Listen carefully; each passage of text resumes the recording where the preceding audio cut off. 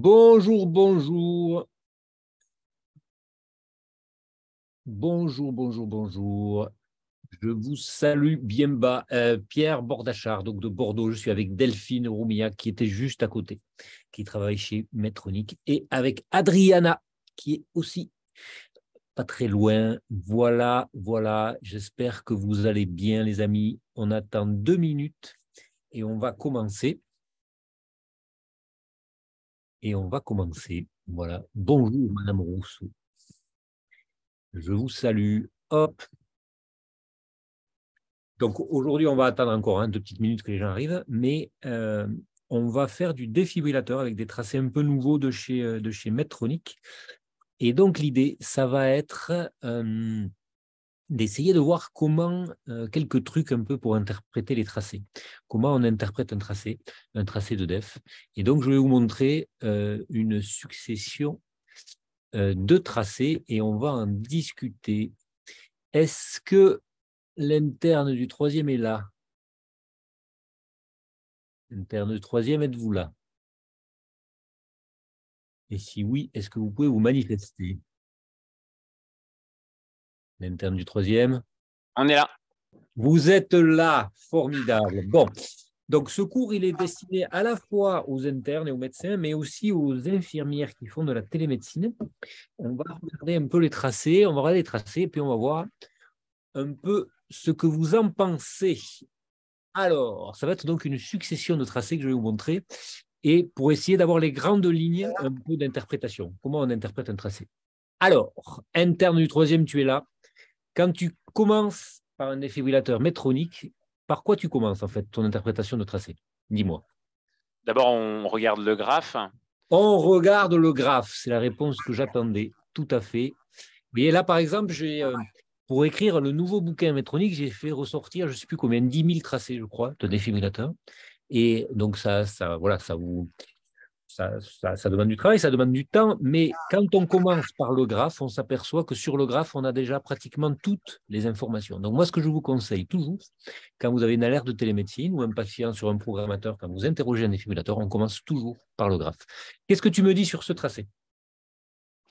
Donc, au début du tracé, on a donc c'est ordonné en abscisse. On a les intervalles en millisecondes. Donc, au début du tracé, on a Ouais, ouais, ouais. Donc, tu as le modèle, hein, Visia, donc simple chambre, VR. Tu as quel épisode? Donc, c'est un diagnostic fibrillation ventriculaire. Tu vois, c'est un TVFV traité. Tu vois, donc, tu sais qu'il y a eu un traitement qui a été donné.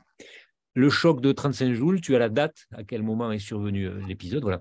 Donc là, il s'agit d'un Visia. Donc, vous verrez que sur le graphe, les toutes nouvelles plateformes, il y a de nouvelles, ça a un petit peu changé sur le Cobalt. Mais là, pour l'instant, vous voyez, c'est un simple champ. Donc, les seuls points que vous aurez, c'est des points ventriculaires. Et sur ces anciennes plateformes, et encore les plateformes qu'on utilise aujourd'hui, hein, mais vous verrez, on n'a pas de différenciation si le ventricule est détecté ou stimulé. D'accord? Voilà, c'est le même marqueur. Qu'est-ce que tu me dis sur ce tracé? donc au début du tracé, on a des intervalles qui sont plutôt lents, et après, on va avoir une accélération. Ouais, donc si tu reprends ton début de tracé, tu as une ligne là. Voilà. Et toi, voilà, ces accidents-là, à quoi ça correspond selon toi? Parlant d'extrasystole. Oui, voilà. Ce qui est important, voilà, ce que je vais essayer, c'est de vous montrer à partir du graphe et du tracé, ensuite, voilà, les petits trucs pour les interprétations de tracé. Ça, effectivement, ça ressemble beaucoup à une extrasystolie, tu vois. Tu as un cycle de base, et là, tu as un battement qui est prématuré, donc plus court, suivi d'un battement plus long, parce qu'il y a souvent un repos compensateur derrière, quoi. D'accord? Donc ça, c'est assez caractéristique d'une extrasystole. Rythme de base, cycle court, cycle un peu plus long. Rythme de base, court, long. Qu'est-ce qui se passe ensuite? Ensuite, on a le début, très probablement le début d'une arythmie. Donc, on a une extrasystole, et après, on a le début d'une arythmie qui va s'accélérer dans la zone de FV. Donc, effectivement, tu as la même extrasystole, hein, sensiblement ici, et qui donne quelque chose derrière. Alors, le fait qu'il y ait une extrasystole qui donne quelque chose derrière, c'est en faveur d'une vraie arythmie. Tu vois, toujours sur les tracés, tu vas te poser la question, est-ce que ce que je vois est vrai? Est-ce que c'est une vraie fibrillation ventriculaire, une vraie tachycardie ventriculaire, ou est-ce que c'est une surdétection, par exemple? Donc, effectivement, tu as une extrasystole et derrière, voilà, tu as ça. Qu'est-ce que tu peux me dire de plus? Donc, cette arythmie, elle est en zone de FV. Oui. Ensuite, on a un marqueur qui va correspondre à la détection. Donc, c'est-à-dire que Ouais. le défibrillateur a correctement détecté que c'était un épisode de fibrillation Ouais. ventriculaire. Ici, effectivement. Et ensuite, on va avoir la thérapie qui est programmée en zone de FV. Ça va être un choc Le choc électrique. électrique. OK. Et le choc électrique, il a l'air efficace. On est d'accord? Oui. Donc, quand tu me dis sur le graphe que c'est une vraie arythmie, pourquoi tu me dis que c'est une vraie arythmie?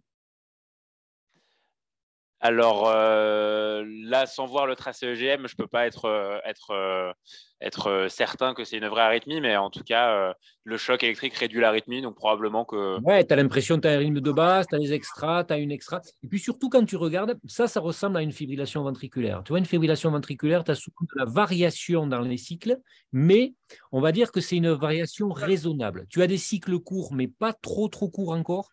Et tu n'as pas de grande variabilité. Tu as de la variabilité dans tes cycles, mais tu vois, ça fait physiologique. Alors évidemment, toujours, on va vérifier derrière avec le GM. Mais en tout cas, ça, c'est compatible avec une vraie arythmie.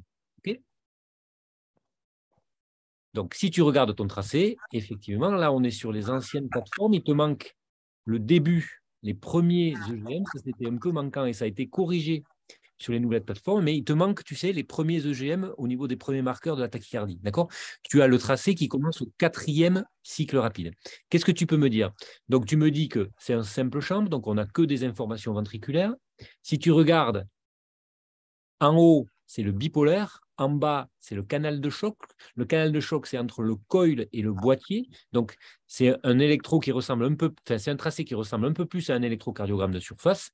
Qu'est-ce que tu me dis sur ce tracé? Donc, on a une arythmie qui est très rapide, qui est polymorphe, donc très probablement de la fibrillation ventriculaire. Voilà. Il n'y a aucun doute que là, on est sur de la vraie arythmie. C'est polymorphe, ça n'est pas de la surdétection, ça n'est pas du bruit, c'est très rapide. C'est détecté en zone de fibrillation. Là, vous avez l'épisode qui est détecté. Qu'est-ce que tu suggères comme traitement ici? Euh, Comment tu traiterais ça? Par un choc électrique. Clairement, le défibrillateur, il a été fait pour ça. Les arythmies polymorphes, ça, c'est la raison pour laquelle on met un défibrillateur. Hein. Voilà. Là, en fait, le patient est en train de mourir. Hein. Voilà. Là, il fait une vraie. Là, il n'y a aucune chance que ça se réduise spontanément. Voilà. Là, on est sur quelque chose d'extrêmement polymorphe. Je vais passer vite, mais un choc électrique et le choc électrique qui permet la réduction de l'épisode. D'accord? Okay. Premier tracé.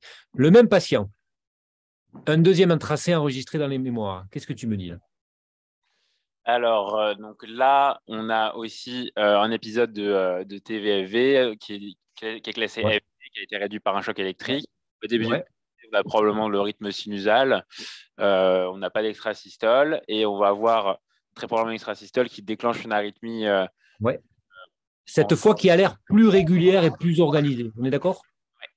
Voilà. Ça reste aussi potentiellement, tu vois, on se dit ça peut être une vraie arythmie, c'est très rapide, c'est en zone de FV, ça me paraît organisé. OK, je regarde le tracé, même chose. Et là, effectivement, bon, c'est le même patient, hein, ça c'est 1 heure après le premier épisode, on a quelque chose de très organisé. C'est ce que l'on appelle un flotteur ventriculaire. Ce que je vous dis, c'est que en zone de FV, tu peux avoir des choses qui correspondent à une fibrillation ventriculaire, donc le premier tracé, quelque chose de très polymorphe, très anarchique, mais tu peux avoir aussi en zone de FV des choses un peu plus organisées. Bon, là, c'est extrêmement rapide, hein, vous voyez, c'est assez rare, hein, mais on a des cycles à 150 millisecondes, c'est très court. Et donc ça 150 millisecondes, ça veut dire 400 par minute. C'est ce que l'on appelle une TV rapide, même on appelle ça un flotteur ventriculaire. Mais en fait, voilà, OK, simple. Je vous montre ce tracé. Ça, c'est la nouvelle plateforme. Vous voyez, ça, c'est le Cobalt. Donc, le Cobalt, c'est vraiment la toute nouvelle plateforme. Et ce que je vous disais tout à l'heure, c'est qu'il y a eu une évolution. Aujourd'hui, sur les marqueurs, vous voyez, vous avez des marqueurs différents si le ventricule est stimulé ou s'il est détecté. Et c'est un rond, rond noir pour V stimulé, rond noir pour si c'est détecté, carré noir pour si c'est l'oreillette qui est stimulée et carré blanc si c'est l'oreillette qui est détectée. Donc là, on est cette fois sur un triple chambre. Donc vous avez à la fois les informations atriales, les informations ventriculaires. Bon. Et qu'est-ce qu'on voit là? Qu'est-ce que tu me dis? Donc, au début du tracé, il est spontané dans l'oreillette, électro-entraîné à l'étage ventriculaire. Et ensuite, on va avoir une accélération avec des ventricules spontanés en zone de FV. Ouais. instantanée dans l'oreillette. Donc, avec une dissociation, là, très probable un cycle de TV rapide en zone de FV également. Là, ouais, pour le diagnostic, de la même façon, là, on va s'aider. Là, on a une information atriale, ça, c'est essentiel. On a un rythme atrial qui reste stable. Et à un moment donné, on a le rythme ventriculaire qui s'accélère, qui est en zone de FV. On a un peu de variation, vous voyez, dans les cycles. Ça, c'est tout à fait compatible avec, effectivement, une fibrillation ventriculaire, un choc électrique et le choc qui permet la réduction. Mais donc, on retient, sur les nouvelles plateformes maintenant, on aura un peu plus d'informations. Avant, on avait un seul marqueur que le VV soit stimulé ou détecté. Voilà, et un seul marqueur pour les oreillettes, un seul pour le ventricule, un seul pour le ventricule. Là, maintenant, on différencie les deux. Voilà. Quand on regarde le tracé, qu'est-ce qu'on voit? Donc, un patient, au départ, est stimulé, ASBV, ASBV. Voilà, ce qui a été modifié aussi dans les nouvelles plateformes, c'est que maintenant, on aura accès à l'EGM au début du tracé. Ça, c'est quelque chose qui est important parce que voilà, les EGM au tout début, c'est important pour nous aider au diagnostic. Et jusqu'à présent, en nominal en tout cas, sur les défibrillateurs, on n'avait pas l'EGM, on avait juste les marqueurs. Là, aujourd'hui, sur le Cobalt, on aura ces EGM. Bon, quand on regarde le tracé, il est assez stéréotypé aussi. On voit bien ASBV au départ. Le rythme atrial reste parfaitement régulier avec des marqueurs atriaux. Par contre, on a le déclenchement au niveau de ventricule d'une arythmie très rapide, polymorphe, détectée en zone de FV. Ce patient, il va bénéficier d'un choc électrique. Là, c'est vraiment la raison principale, une fois de plus, pour laquelle on met un défibrillateur. Voilà. Défibrillateur, on le met parce que les patients sont exposés à ce type d'arythmie. Ils font une fibrillation ventriculaire. Le choc électrique permet la réduction. Qu'est-ce que tu me dis là-dessus? Alors là, on est vraisemblablement sur un simple chambre. Oui, de nouveau. Donc là, c'est une plateforme un peu plus ancienne. Ce que je vous disais, tu as un seul marqueur pour les ventricules. Que là, je ne peux pas vous dire si ça, c'est stimulé ou détecté, par exemple. Okay, puisque ça sera le même marqueur. Bon. Qu'est-ce que tu me dis là-dessus? Donc, au début du tracé, on a un rythme lent, mais qui varie un petit peu. Et on a le début d'une arythmie qui a l'air, qui pour le coup n'est pas régulière, qui est à la fois en zone sinusale, à la fois en zone de TV, à la fois en zone de FV, et qui va être également réduit par un choc électrique. Là, je serais moins formel sur le fait que ce soit vraiment une arythmie ventriculaire. Ouais, c'est-à-dire que si c'était une arythmie ventriculaire, on est étonné par les points qui sont en dehors. Vous voyez, si vous avez une fibrillation ventriculaire, donc il faut essayer toujours de relier les intervalles avec une notion de fréquence. 200 millisecondes, ça fait 300 par minute. 400 millisecondes, ça fait 150 par minute. 600 millisecondes, ça fait 100 par minute. En FV, on a du mal à imaginer qu'on puisse avoir des cycles comme ça. Ce que je veux vous dire, c'est que quand vous regardez le graphe, voilà, il faut que vous essayiez déjà d'avoir une idée du diagnostic. Donc là, on a quelque chose qui est il y a de la grande variabilité dans les cycles. On a des cycles relativement courts, mais on a aussi des cycles un peu plus longs. Si c'est une FV, qu'est-ce que ça peut être, ces cycles longs? De la sous-détection. Voilà, ça c'est important, effectivement. Par exemple, avant, quand on faisait une induction, quand on mettait le défibrillateur, à la fin de la procédure, on faisait une induction. Moi, je demandais toujours de voir le graphe, parce qu'avec le graphe, quand tu as des points qui sortent de la courbe, là, ces points-là, ils sont étonnants pour une fibrillation ventriculaire. Quand ils sont trop lents, ça peut traduire l'existence d'une sous-détection. Donc, si on regarde le tracé, tu vois, donc effectivement, il s'agit d'une fibrillation ventriculaire.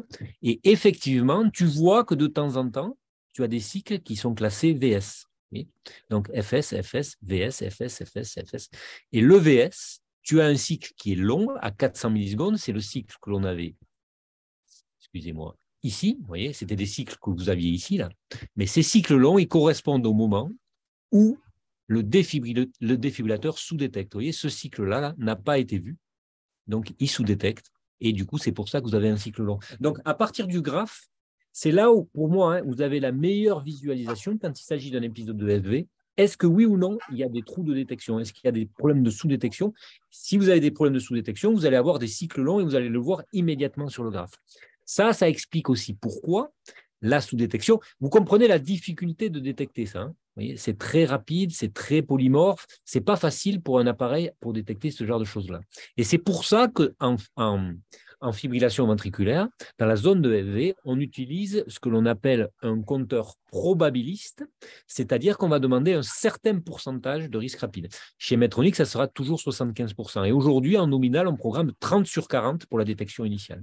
30 sur 40 parce qu'on se dit, attention, si c'est une FV, il est possible que j'ai de la sous-détection et que donc, de temps en temps, j'ai des cycles VS. Mais par contre, vous voyez, vous avez au moins 3/4 des cycles qui sont détectés en zone de EV. Là, vous voyez, vous avez de la sous-détection ici aussi, et ainsi de suite. À la fin, le patient va recevoir son choc électrique parce que voilà, vous avez complété les compteurs, vous avez chargé les condensateurs. Et, voilà. Et donc, quand on programme, par exemple, vous voyez, quand je programme, vous voyez ici la programmation, vous avez le compteur initial, 30 sur 40. 30 sur 40, parce qu'il peut y avoir effectivement ces problèmes de sous-détection. OK? Bien. Qu'est-ce que tu me dis là-dessus? Alors là, on a. Il y a un épisode qui est classé quoi? Qui est classé TVNS. TVNS, tout à fait. Qu'il a classé comme arythmie ventriculaire non soutenue, Ouais. avec du coup une petite irrégularité dans le rythme avant le début de l'événement, probablement sur des extrasystoles, et après il accélère. C'est assez irrégulier et ça s'arrête avant qu'il y ait le déclenchement des thérapies. Voilà. Alors, l'analyse des TVNS en télémédecine, c'est quelque chose qui est central parce qu'il y en a beaucoup d'épisodes chez beaucoup de patients et il va falloir savoir reconnaître rapidement ce qui est de la vraie arythmie de ce qui ne l'est pas. Voilà. Et ça, c'est une grosse partie quand vous faites de la télémédecine. Voilà. Ça, c'est une grosse partie de votre charge de travail. Bon, là, en tout cas, bon, je n'ai pas de conclusion, mais ça peut être physiologique, ça peut être vrai. Je vais vous montrer des exemples où on sait déjà sur le graphe que ça ne l'est pas. Mais là, ça peut l'être. Alors, qu'est-ce qu'on voit sur ce tracé? Manifestement, c'est une arythmie ventriculaire. On est d'accord? Voilà, c'est vrai, c'est une arythmie ventriculaire qui a un aspect un peu particulier. Qu'est-ce que tu me dis sur la fin du tracé? Ça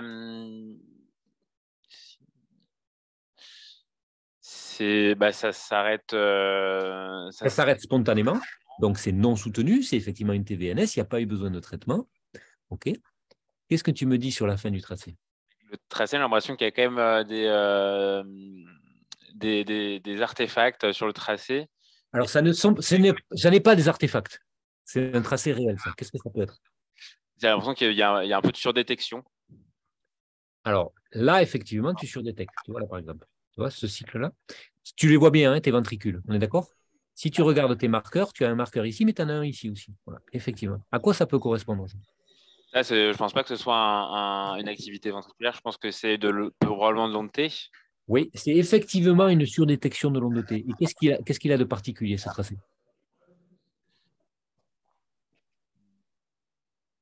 Pourquoi il surdétecte l'onde T, d'après toi? Pourquoi il est implanté, d'après toi, ce patient? Parce qu'il a probablement un QT très long. Voilà, effectivement, je vous montre ça parce que parfois, un tracé, ça se regarde, si vous voulez, dans la globalité. Effectivement, il y a marqué partout QT long, mais effectivement, ça se regarde avec l'intégralité du tracé. Bon, on voit ça, mais parfois, voilà, là, on voit qu'effectivement, ce patient-là, il avait un QT absolument monstrueux. Si vous prenez vos valeurs, vous voyez, votre QT, il se termine ici, il ferait pratiquement 800 millisecondes. Donc, c'est vraiment un QT extrêmement long. Donc, ça, c'est un patient qui a été mis sous un traitement particulier en psychiatrie, peu importe, qui lui a allongé le QT et qui a fait des torsades de pointe. Alors, l'EDEF, ce n'est pas le meilleur outil pour aller faire le diagnostic de torsade de pointe, mais on voit quand même cet aspect très rapide et un peu torsadiforme. Vous voyez, donc il y avait ça, tu vois, chez le même patient. Là, on a été jusqu'à la détection. Donc, à partir du moment où tu détectes une zone de EV, tu vas avoir une charge des condensateurs. Mais tu vois bien, hein, sur le tracé, si on regarde, vous voyez, cet aspect, bon, il n'est pas très net, la torsade, vous voyez, mais vous voyez les changements d'axe quand même que vous avez sur le tracé, une tachycardie ventriculaire polymorphe, pas trop rapide non plus, rapide. Voilà, ça ressemble à ça, une torsade de pointe sur un défibrillateur. Vous voyez. Et là, le patient, il va se réduire une fois de plus tout seul avant le choc et on retrouve le coup. Voilà.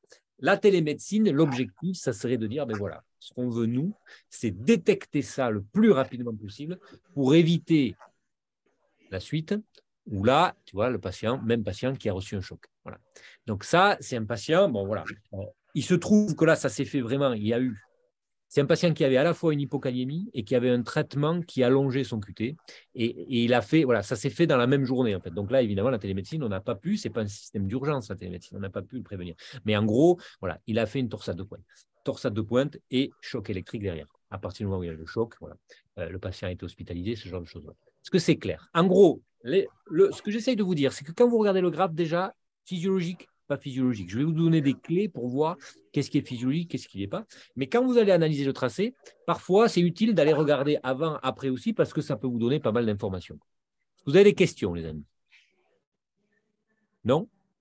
Bien. Qu'est-ce que tu me dis sur ce tracé?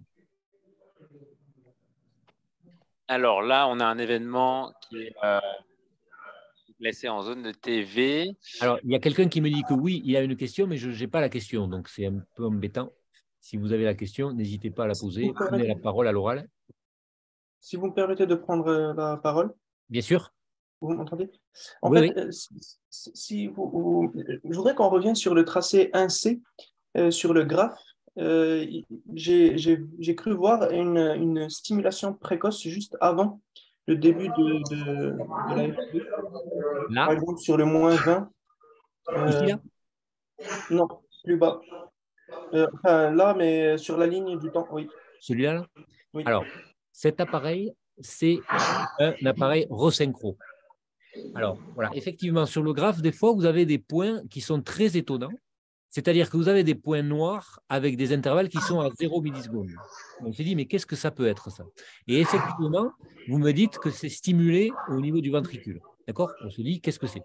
Vous savez que sur les appareils de resynchro, il y a ce que l'on appelle le trigger. C'est-à-dire qu'il y a des algorithmes où, quand on détecte un ventricule spontané, on va stimuler dedans. D'accord? Le principe, c'est que l'appareil dit, je veux augmenter mon pourcentage de stimulation biventriculaire. Quand je détecte un ventricule, je stimule. Et du coup, je détecte et je stimule de façon simultanée. Donc, vous n'avez pas d'intervalle entre le ventricule spontané et le ventricule stimulé. Comprenez ça? Je vais vous montrer sur le GM, vous allez comprendre à quoi ça correspond. Oui, parfait. Pour, Vous voyez ici, là? les enfants. Ici, là. Vous avez un ventricule spontané, VS, et vous avez le bivet par-dessus. Oui. Et du coup, vous n'avez pas d'intervalle entre le VS et le bivet. Donc, ça vous fait un intervalle à 0 millisecondes parce qu'en fait, il a détecté, donc stimulé. Vous comprenez? C'est clair? Oui, parfait. Oui, merci. Voilà. Donc, c'est pour ça que vous avez ce cycle court. Bien. Alors, je reviens sur mon tracé. Qu'est-ce que tu me dis là-dessus, mon ami?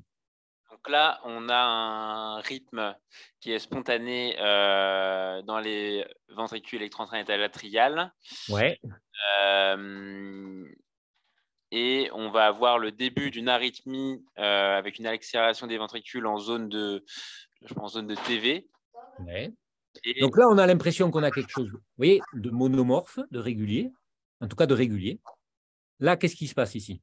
là, on a une première salve d'ATP. Ouais. Efficace ou pas?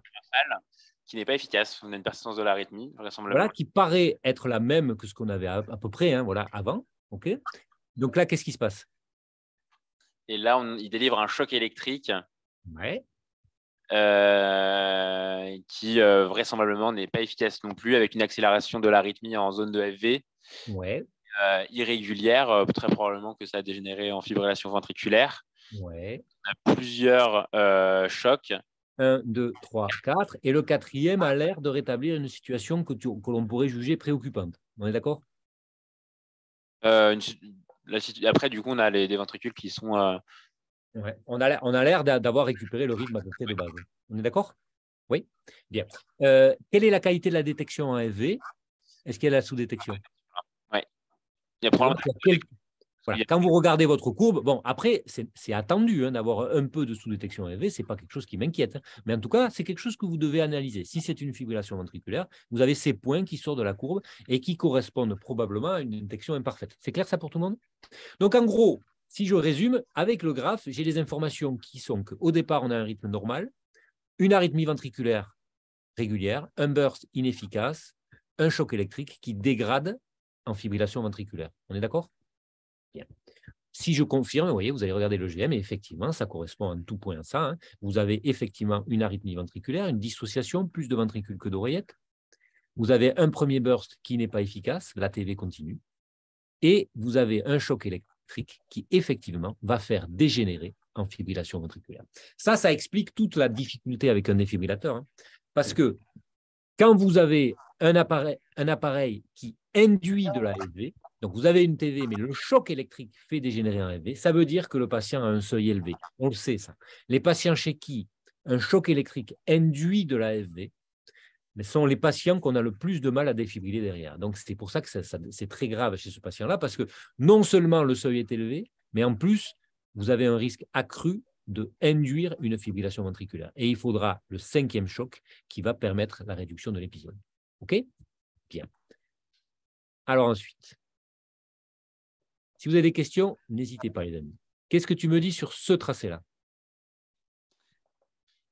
Alors là, on a un rythme qui est d'emblée rapide au niveau des ventricules, qui est très irrégulier, avec des cycles qui se chevauchent entre la zone de VFV et le rythme sinusal. Tu vois, là, si je devais décrire, bon, on a 1, 2, 3, 4, 5, 6 chocs. Les 6 chocs, ils ont l'air inefficaces déjà. Okay, c'est possible avec une vraie arythmie ventriculaire. Hein, voilà. Mais bon, déjà, c'est quelque chose qui n'est pas classique. Si je devais décrire ça, je dirais que c'est un nuage de points.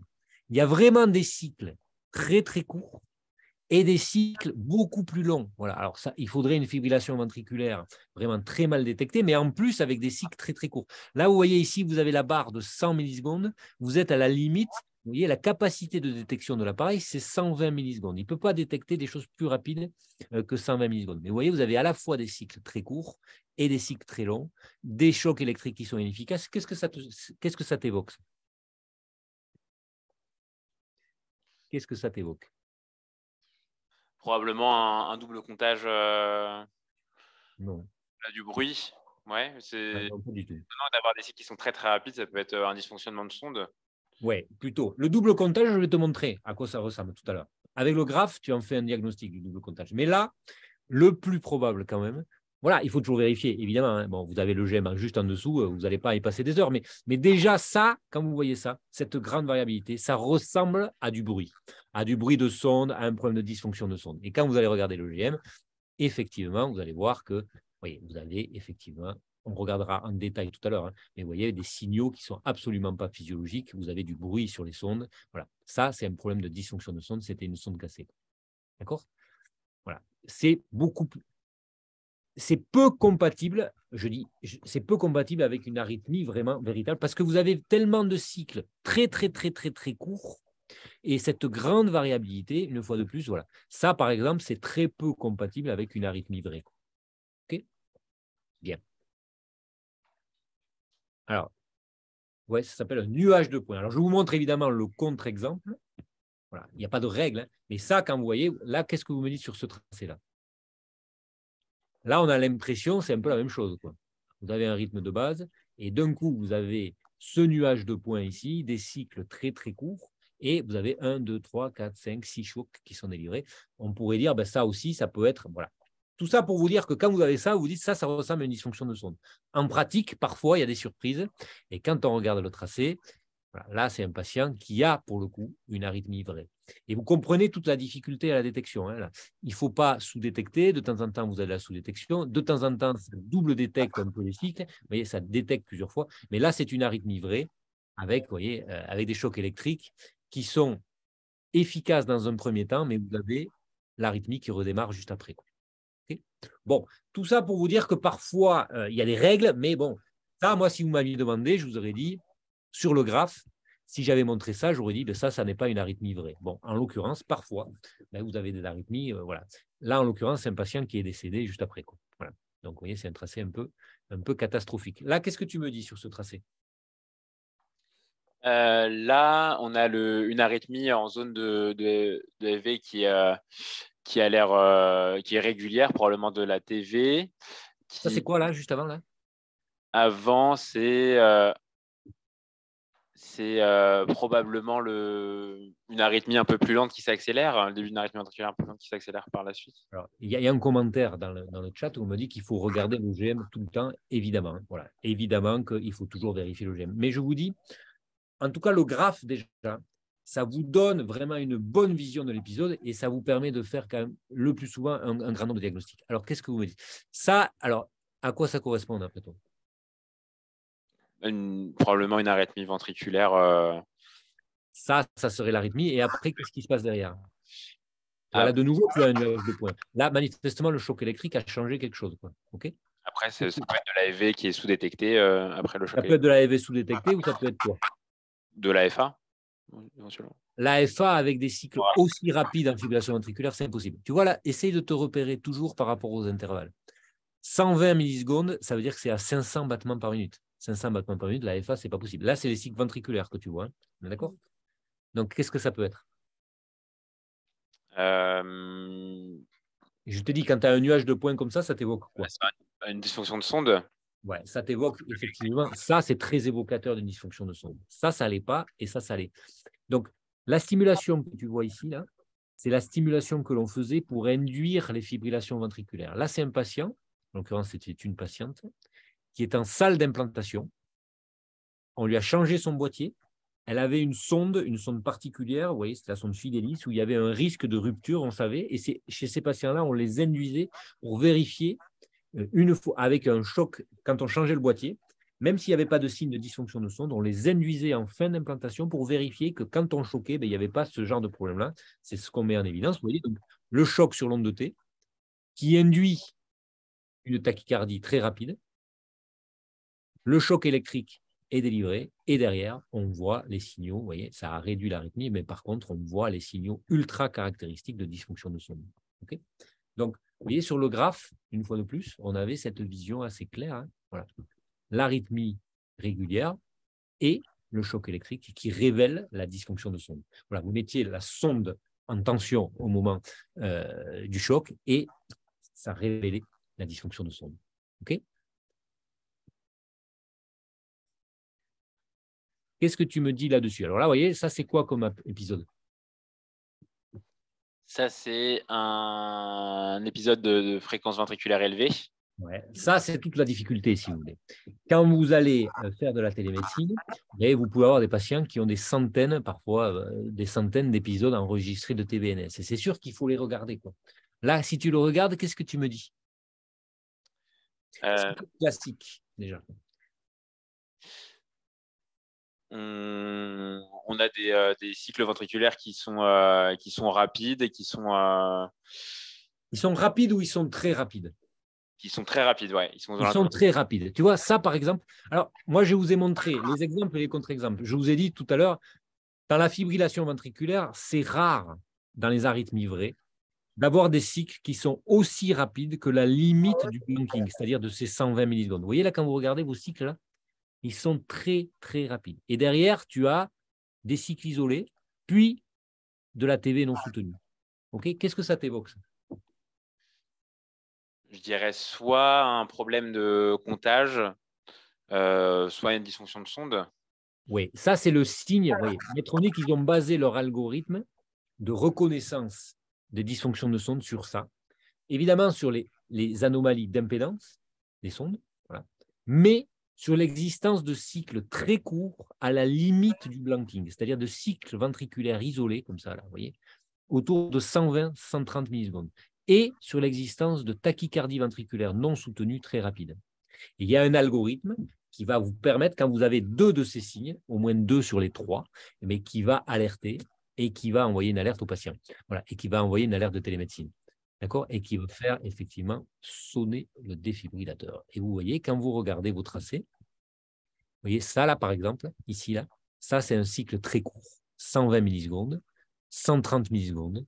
Et vous voyez ici, en gros, quand vous avez une dysfonction de sonde, très fréquemment, l'impédance n'est pas le premier signe à révéler le problème. Mais par contre, c'est l'existence de ces cycles courts qui va vous révéler ça. Ça va commencer par brr, brr, brr, un peu de bruit, puis un peu plus long. Brr, brr. Et c'est là où il faudra alerter. Et c'est là, et c'est ça toute la difficulté dans la télémédecine, c'est de savoir repérer ça. Vous voyez, vos signaux, là, ils sont très nets. Hein. Vous voyez, ces signaux-là, ces grands signaux, on dit qu'ils saturent les amplificateurs. Vous voyez, ils sont coupés ici. Ça, c'est très, très en faveur d'une rupture du connecteur, vraiment d'une dysfonction de la sonde. Okay, donc, en gros, sur le graphe, une fois de plus, hein, vous allez voir passer Quand je dis qu'il faut toujours regarder les EGM, voilà. La difficulté, c'est que si vous en avez 100, en gros, ben, des fois, vous allez passer rapidement. Mais quand vous voyez ça, en tout cas, ça, vous devez vous dire, c'est bizarre quand même parce que c'est très rapide. Vous voyez, ces cycles isolés-là, ça ne ressemble pas à quelque chose, une ligne comme ça qui pourrait correspondre à une vraie tachycardie ventriculaire. Vous voyez, ça, là, c'est un peu random, ça part un peu dans tous les sens avec des cycles très courts. Voilà. Ça, il faudra savoir le repérer parce que ça, si vous arrivez à le détecter précocement, eh bien, vous éviterez les thérapies inappropriées derrière. OK? Là, qu'est-ce que tu me dis? Là, on a aussi des cycles très, très rapides qui alternent avec des cycles lents. Et à un moment, on va voir des cycles rapides. Ouais. Pareil aux Par alentours. exemple, je ne sais pas du tout qu'est-ce que je voulais vous montrer, donc vous pouvez regarder directement. Mais oui, ça aussi, ça paraît peu physiologique, quoi. On est d'accord? Tu es d'accord ou pas? Ouais. Tu vois là, tes signaux là, ici. Bon, celui-là, je vais passer vite parce que je ne sais pas qu'est-ce que je voulais vous montrer sur celui-là. Mais bon. Là, qu'est-ce que tu me dis? Alors là, on a un épisode en zone de FV qui a été choqué. Ouais. Et on a une accélération après une extrasystole probablement ventriculaire avec probablement un flotteur ventriculaire. Là, on n'est que sur un simple chambre. Là, qu'est-ce que tu me dis? Donc là, manifestement, quelque chose qui est détecté en zone de FV, voilà, tu as ta limite de ta zone de FV, c'est très rapide, mais c'est tellement rapide que c'est douteux. Tu vois, là, tu es autour de 120 millisecondes, tu vois? Tu comprends ce que je veux dire? Effectivement, ce battement-là, il est étonnant parce que tu pourrais dire il y a une extra qui donne le truc. Le choc électrique qui arrête, tu pourrais te dire c'est compatible avec une arythmie. Tu vois, ce qui est bien, c'est de réfléchir à chaque fois qu'est-ce qui peut être aussi rapide et qui soit interrompu par un choc électrique. Qu'est-ce que ça peut être? Une arythmie ventriculaire, alors je vous ai montré des exemples, mais c'est très, très, très, très rare que vous ayez des choses aussi rapides que ça. Medtronic est parti du principe que quand vous aviez des intervalles autour de 120, 130 millisecondes, c'est très évocateur en fait d'une dysfonction de sonde ou d'une surdétection quelconque. Vous comprenez? Ça, c'est très rare que ce soit une arythmie vraie. Qu'est-ce que ça peut être? Du coup, ça pourrait être une dysfonction de sonde. Dysfonction de sonde, ça va rarement te donner quelque chose de parfaitement régulier comme ça. La dysfonction de sonde, par définition, tu vas avoir des cycles dans tous les sens. Tu vois, le nuage de points que je t'ai montré? Une interférence extérieure peut-être Ouais, ça, c'est très évocateur, effectivement. Voilà. Tellement rapide. Bon, après, tu auras le GM et tu as la réponse. Qu'est-ce que tu me dis là-dessus? Là, on a des cycles qui sont extrêmement rapides et on voit sur le canal bipolaire les QRS en fond avec une interférence probablement si on mesure les cycles, probablement que c'est du 50 Hz. Ouais, c'est effectivement du 50 Hz. Voilà. Effectivement, tu as tout à fait raison. Pour les interférences, tu reconnais quand même tes ventricules. Hein, ils sont là, quoi. Mais en plus de ça, se rajoute ce signal qui va te surcharger ta ligne de base. Et là, tu vois, tu as des cycles à 120, 130, 120, 120, 120, 130. Ça, je n'ai jamais vu une fibrillation ventriculaire qui ressemble à ça. Avec quelque chose d'aussi régulier à 120 millisecondes, c'est impossible. Hein. Vous ne pouvez pas avoir ce que je vous ai montré, la tachycardie là, régulière qu'on avait tout à l'heure, avec des cycles à 120. Vous pouvez l'avoir jusqu'à 160, 170 millisecondes, mais un circuit comme ça, qui se met à tourner 120 millisecondes, ça veut dire 500 par minute, c'est impossible. Vous comprenez? Voilà, essayez de réfléchir toujours par rapport aux intervalles, qu'est-ce qui est physiologique et qu'est-ce qui n'est pas. Là, c'est beaucoup trop rapide pour avoir quelque chose de régulier comme ça et que ce soit physiologique. C'est clair ça? Bien. Si vous avez des questions, n'hésitez pas. Hein. Là, qu'est-ce que tu me dis? Là, maintenant, il s'agit d'une double chambre. Ah, qu'est-ce que tu me dis? Alors, on a un épisode en zone de FV qui n'a pas été traité. Et on a pareil une accélération avec des cycles qui sont très très rapides, aux alentours de 120 millisecondes. Ouais. Euh, Et de temps en temps, tu as des cicatrios très rapides aussi à la même fréquence. Quoi. Voilà. Donc là, Okay. probablement qu'il y a de la surdétection, je dirais peut-être des myopotentiels, quelque chose qui jouerait sur les deux canaux. Ou... Les myopotentiels sur les deux canaux en même temps? Oui, c'est pas classique. Hein. Non, c'est pas classique, ouais. En tout cas, ça ne te paraît pas physiologique. C'est ça que je veux te dire. Tu vois, peu compatible avec une arythmie vraie. Quoi. Là, qu'est-ce que tu me dis? Même chose. Ouais. Là, du coup, il y a du 50 Hz probablement. Ouais, là aussi, c'est très probablement une surdétection au niveau de l'oreillette et du ventricule. Alors, ce qui est important, tu vois, là, par exemple, tu les vois, tes ventricules.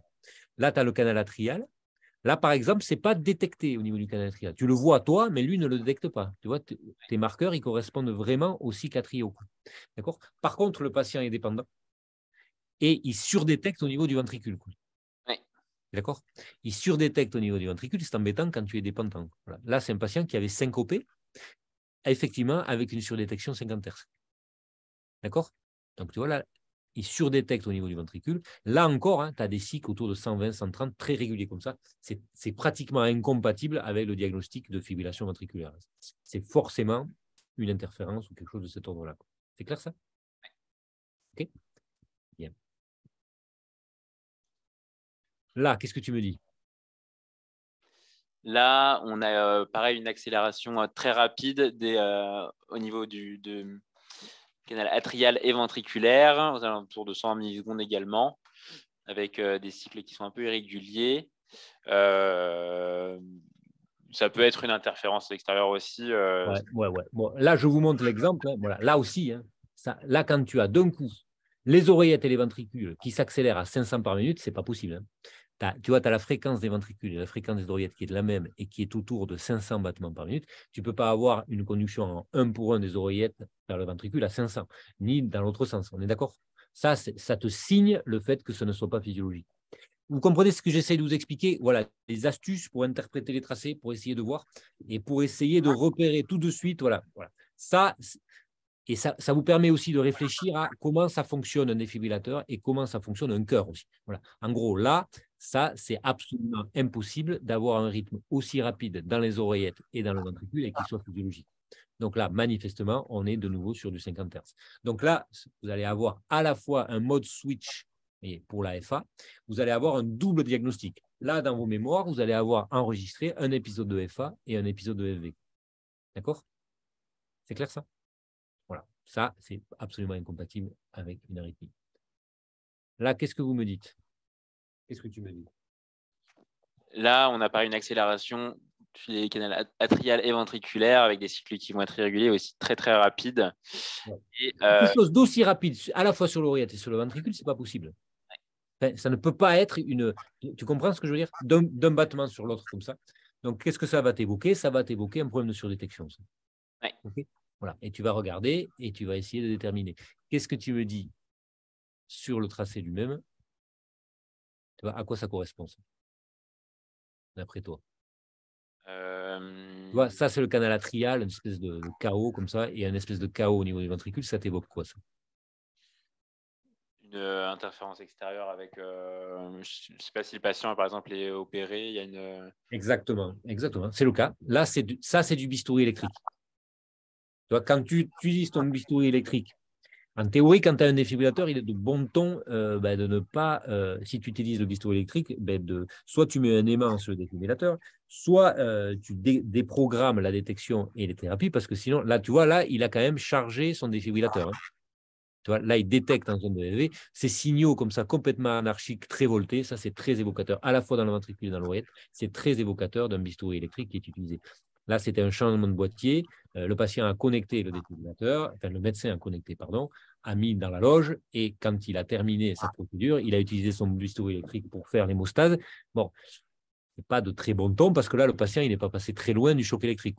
Alors, c'est vrai que normalement, le bistouri électrique, on ne s'en sert pas pendant 10 secondes à la suite. Hein. Mais bon, voilà, on a quand même un certain nombre de patients qui sont choqués, bon, dans certains centres en tout cas, où ils utilisent le bistouri électrique sans déprogrammer le défibrillateur au moment de l'implantation. Ok, d'accord?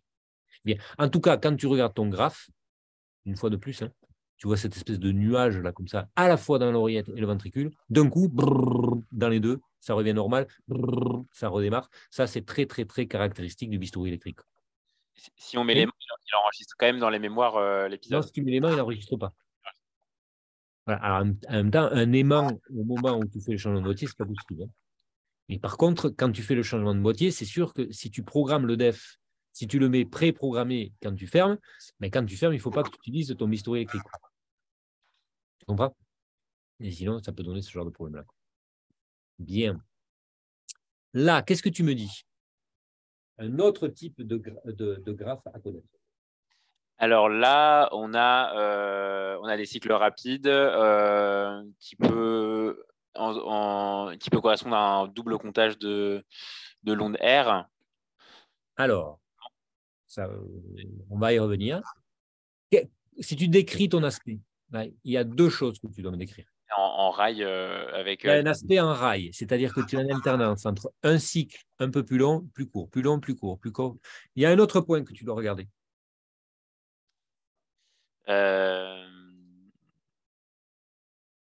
Ces aspects-là, vous voyez, c'est important que quand on fasse de la télémédecine, vous sachiez le reconnaître tout de suite. Parce que quand vous avez ça, le diagnostic, il est facile. Alors, nous sommes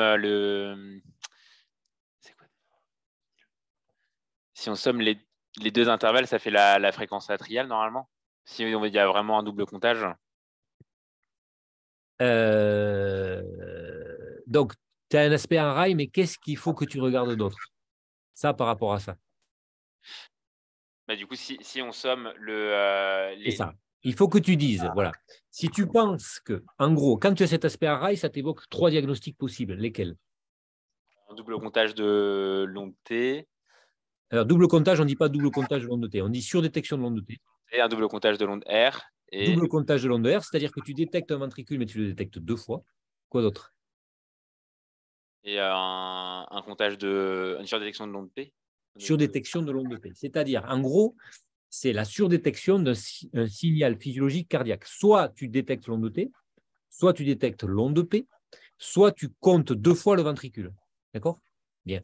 Mais si c'est le cas, cet intervalle plus celui-là est égal à celui-là. Donc là, tu vois, en gros, tu es autour de 600 millisecondes. Là, en gros, un peu moins de 400, un peu plus de 200, ça fait ça plus ça égale ça. D'accord?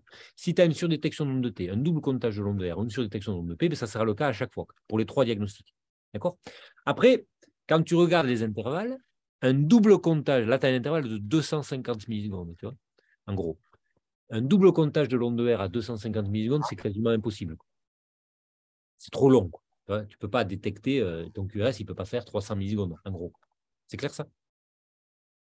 Tu vois? Bien. Donc ça, le fait que ce soit long, un peu comme ça t'évoque soit une surdétection de l'onde P, soit une surdétection de l'onde T.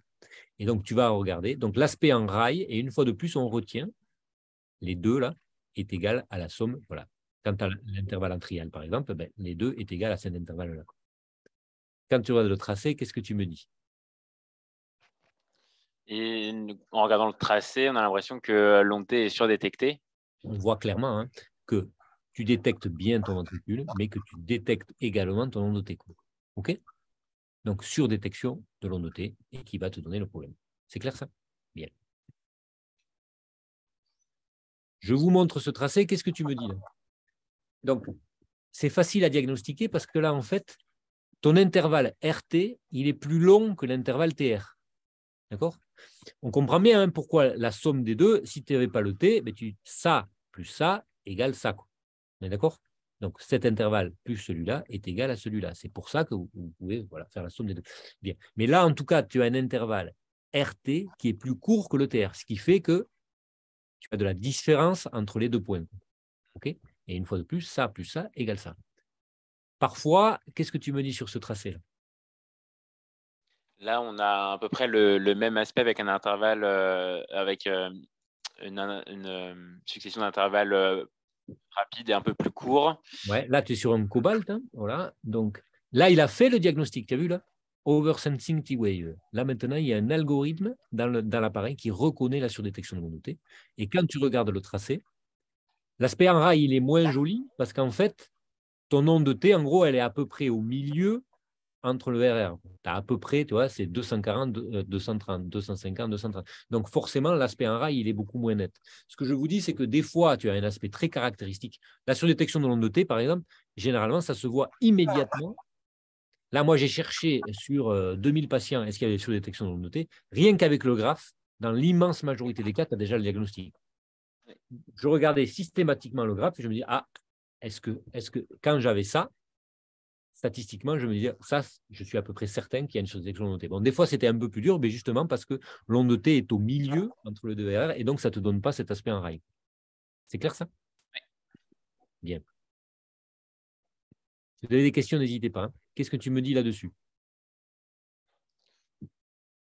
Là, on a aussi cet aspect en rail, mais qui vraisemblablement n'est pas en zone de tachycardie. Avec. Dans l'affaire, là. Comment? Là, ici, là. De là et là. Parce que là, j'aurai le GM. Là. Qu'est-ce que tu me dis là-dessus?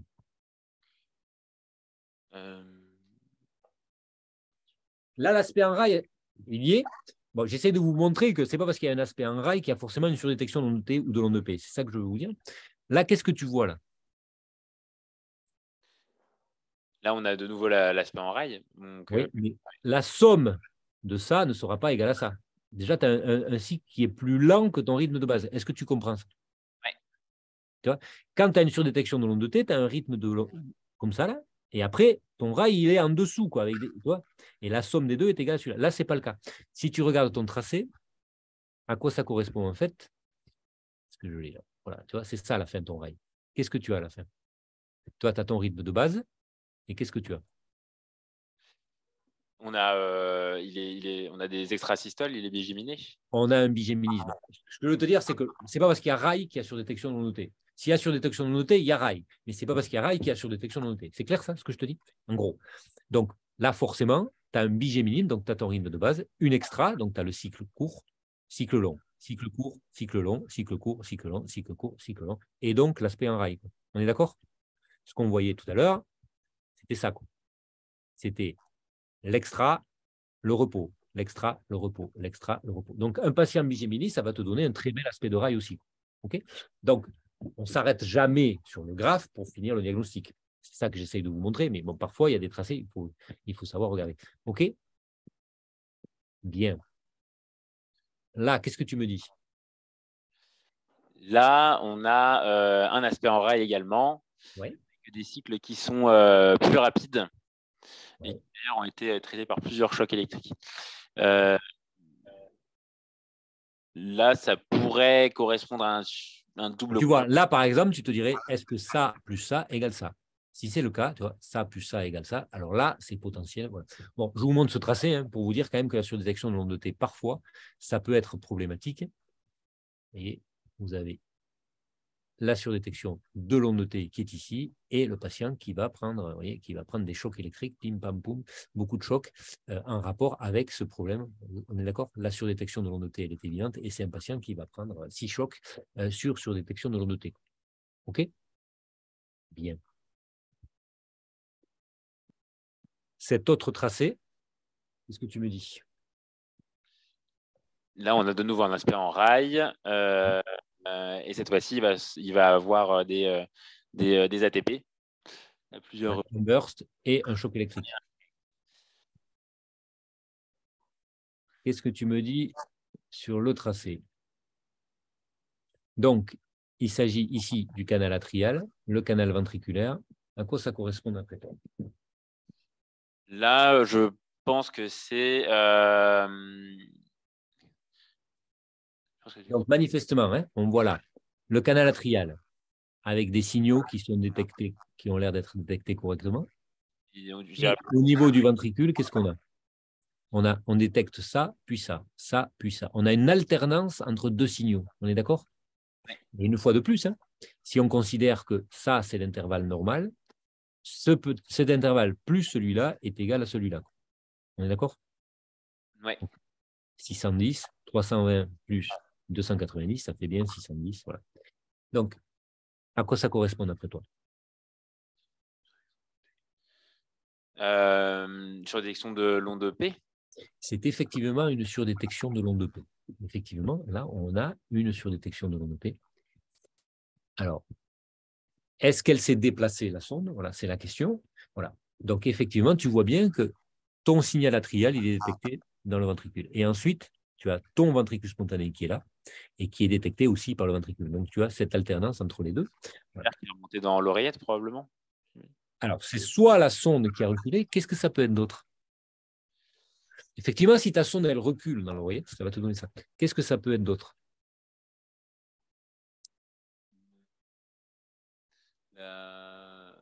Attends, je cherche où c'est. Est-ce que je l'ai? Voilà. Qu'est-ce que ça peut être d'autre? Tu as l'information ici.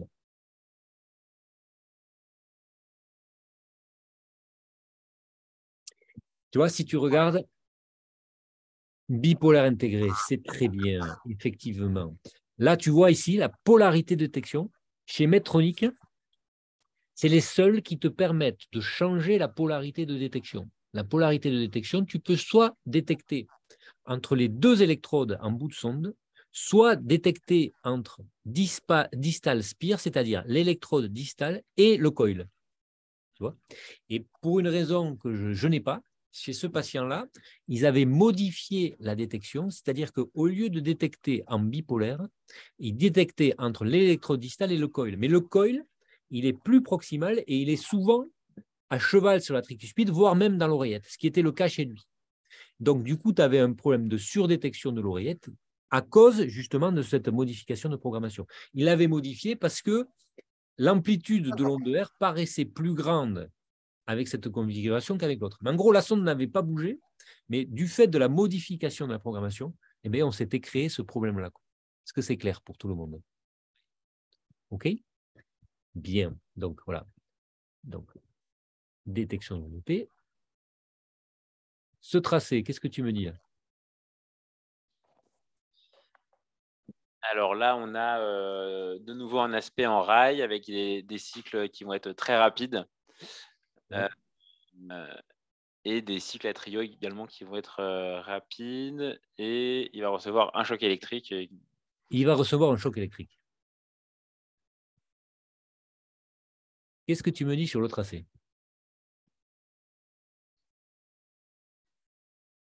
Bizarre ce tracé. Quelque chose qu'il faut que vous ayez dans l'œil. Alors, ça dépend où vous travaillez, mais nous, en tout cas, c'est des tracés qu'on apprend à connaître maintenant parce que des fois, il y a quand même des étonnements. Alors, qu'est-ce que tu me dis sur ce tracé? Donc, tu as un aspect en rail et pourquoi? On a l'impression qu'il y a comme un... Yes. Il y a des gens très forts dans le chat, hein, si je peux me permettre. Alors, on a un aspect en rail. Pourquoi? Parce il détecte ça, puis ça. On voit bien, hein, vous voyez, un signal très aigu, puis ça, très aigu, puis ça, très aigu, puis ça. Qu'est-ce que c'est d'après vous? Stimulation externe pendant la pose d'un TAVI. C'est exactement ça. Voilà. Effectivement, quand on met un TAVI, à un moment donné, vous savez, les TAVI pour les rétrécissements aortiques, mais au moment de la pause, on stimule le ventricule de façon très rapide avec une sonde externe, de façon à avoir le ventricule qui bouge le moins possible, en gros. Donc, on va stimuler à 180 battements par minute. Et donc, ce qui va se passer, c'est que vous allez stimuler. Donc, l'appareil, si vous le laissez on, le défibrillateur, vous stimulez avec une sonde externe. Hein. Mais lui, il ne sait pas hein, que c'est ça. Si vous ne déprogrammez pas votre défibrillateur, nous, de temps en temps, ça nous arrive et ça nous étonne toujours que ce soit encore possible. Mais en gros, si vous n'éteignez pas le def, lui, il va avoir le spike et donc il va voir le spike de la stimulation par la sonde externe et il va avoir le ventricule qui suit, puisque vous stimulez et vous capturez. Donc en gros, là, vous avez un double comptage. Il voit et le spike et le ventricule, et le spike et le ventricule. Ça vous donne cet aspect en rail. Et à la fin, le patient, il prend un choc électrique. Donc là, forcément, le médecin qui fait le TAVI s'en aperçoit et donc il déprogramme le DEF. C'est rare qu'il y en ait deux, si vous voulez. Mais en tout cas, on a quand même un certain nombre de patients de chez nous ou d'autres centres hein, où il y a du TAVI, où on voit des chocs électriques qui sont donnés pendant la procédure. Si on pouvait éviter ce genre de choses, ça serait très bien. Donc, en gros, il faut déprogrammer les défibrillateurs quand il y a une pause de TAVI si vous faites de la stimulation externe. OK? Bien. Donc là, il est 13h58, donc il va être l'heure de terminer. Est-ce que vous avez des questions? Là, l'objectif, c'était quoi, en fait? Parce que je vous ai montré toute une série de tracés, mais je trouve bien, vous voyez, à partir du graphe, de vous positionner, de réfléchir. Bon, là, vous n'allez pas y passer des heures, mais vous allez voir après, quand vous en aurez vu plein, ben, souvent, rien qu'avec le graphe, en gros, ce que je vous conseille, c'est toujours de regarder le GM, toujours de vérifier. Mais sachez qu'en regardant au moins, si vous n'avez pas le temps de tout regarder, regardez au moins le graphe. Et avec ce graphe-là, par exemple, si vous avez une centaine de TVNS, essayez de le regarder systématiquement, de regarder tous les graphes. Comme ça, vous ne raterez pas le moment où vous arriverez à différencier ce qui est une vraie TV de ce qui ne l'est pas. OK? Est-ce que vous avez des questions?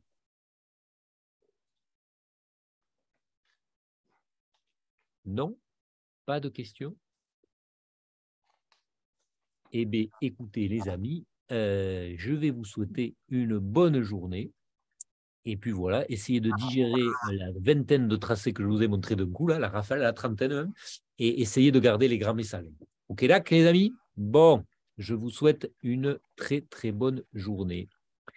Voilà, au revoir.